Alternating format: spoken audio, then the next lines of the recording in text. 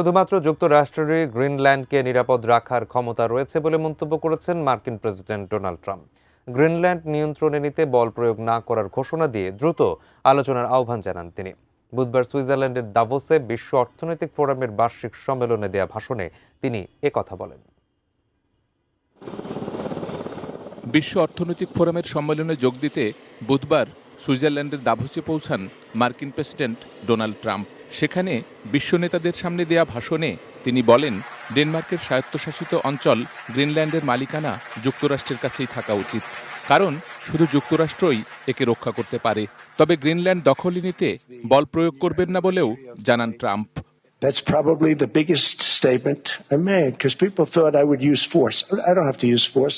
ভাষণের শুরুতেই ট্রাম্প বলেন, ইউরোপ সঠিক পথে এগুচ্ছে না। ক্রমবর্ধমান সরকারি ব্যয়, অনিয়ন্ত্রিত অভিবাসন এবং বিদেশ থেকে আমদানি এজন্য দায়ী বলে মনে করেন তিনি। যুক্তরাষ্ট্র গ্রিনল্যান্ড দখল করলে ন্যাটোর ক্ষতি হবে এমন আশঙ্কা নাকচ করে ট্রাম্প বলেন, যুক্তরাষ্ট্র অনেক কিছু দেয়, কিন্তু বিনিময়ে খুব কম পায়। RICL TMX, যুগের পর যুগ স্থাপনা থাকে মজবুত।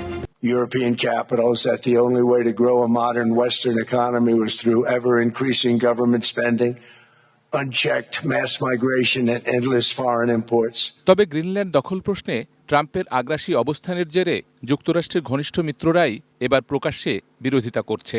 ট্রাম্প দাভোসে পৌঁছানোর পরপরই ব্রিটিশ প্রধানমন্ত্রী কিয়ার স্টারমার নিজ দেশের পার্লামেন্টকে জানান, গ্রিনল্যান্ড সম্পর্কে যুক্তরাষ্ট্রের চাপের কাছে তিনি নতি স্বীকার করবেন না। I've been clear and consistent in my position on the future of Greenland. The future is for Greenland and the Kingdom of Denmark alone.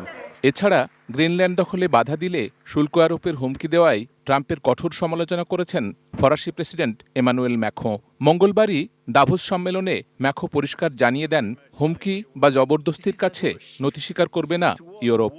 Without threatening anyone, but just supporting an ally and another European country.